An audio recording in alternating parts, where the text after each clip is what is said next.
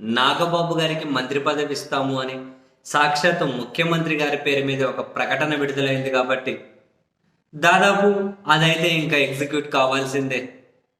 కాసింత time delay అవుతుంది అని చెప్పి నిన్న మొన్నటి వరకు వార్తలు వచ్చిన ఇప్పుడు తెలుగుదేశం పార్టీ మీడియాలోనే వార్తలు అంటే కథనాలు వస్తూ ఉన్నాయి.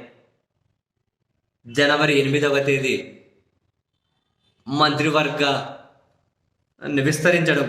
విస్తరించడం అంటే కొందరు ఇన్ను కొందరు అవుట్.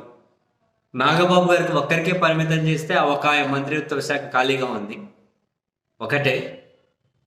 బట్ నాగబాబు గారితో పాటు ఏపీ టీడీపీ అధ్యక్షులు పల్లా శ్రీనివాస్ గారికి కూడా మంత్రి పదవి కన్ఫామ్ అని తెలుగుదేశం పార్టీలోనే లీకులు వస్తున్నాయి, ఆ పార్టీ మీడియాలోనే లీకులు వస్తూ ఉన్నాయి. అండ్ అంతేకాదంట, వీళ్ళిద్దరూ ఇన్నైతే మరో ఇద్దరు ఖచ్చితంగా అవుట్ అని. ఇది అవుట్ అయ్యే ఇద్దరు మంత్రులు వాసంశెట్టి సుభాష్, కొండపల్లి శ్రీనివాస్, వీళ్ళిద్దరి పేర్లు టీడీపీ మీడియాలోనే లీకులు వస్తూ ఉన్నాయి. మరి వాళ్ళని ఇప్పటి నుంచి ఏమన్నా కనుక ప్రిపేర్ చేసి పెడుతున్నారేమో మీ మంత్రి పదవులు పోతున్నాయని.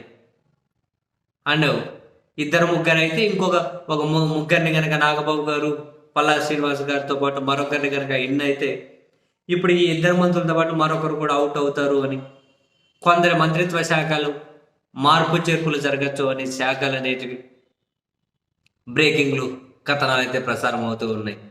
జనవరి 8వ తేదీన ముహూర్తం అని, ఆ రోజు నుంచి ఇక నాగబాబు గారు మంత్రి. అండ్ ఆ తర్వాతనే ఎమ్మెల్సీ మార్చిలో అవకాశం ఉంటుంది. 6 నెలలు అవ్వచ్చు కాబట్టి మార్చిలో ఎమ్మెల్సీగా అవకాశం ఉంటుంది. సో వెరసి మొత్తం మీద జనసేన అధ్యక్షుడిగా ఉన్న వ్యక్తి ఆంధ్రప్రదేశ్ క్యాబినెట్లోనే కంటిన్యూ అవుతారా, లేకపోతే ఇంతకుముందే కొన్ని వార్తలు కొన్ని ఊహాగానాలు చెలరేగాయి కదా ఆయన సెంట్రల్ మినిస్టర్గా వెళ్తారు అని రకరకాలుగా. మరి ఆ పాసిబిలిటీ ఏమైనా ఉందేమో తెలియదు. ఓవర్ ఆయన స్టేట్లోనే ఉంటే ఇద్దరు అన్నదమ్ములు ఒకే క్యాబినెట్లో ఉండడం ఈ మధ్యకాలంలో మరి ఇంతకుముందు ఎప్పుడైనా జరిగిందా చూడాలి. ఒకే క్యాబినెట్లో ఇద్దరు అన్నదమ్ములు ఉండడం, అది జనవరి 8నే ముహూర్తం అట. కొందరు ఇన్ను మరి కొందరు అవుట్ అని టీడీపీ మీడియాలో లీకులు వస్తున్నాయి కాబట్టి ఆల్మోస్ట్ నమ్మాల్సి ఉంటుందేమో. కాదు కూడదని చెప్పి చివరి నిమిషంలో ఏమైనా మార్పులు జరుగుతాయేమో చూద్దాం.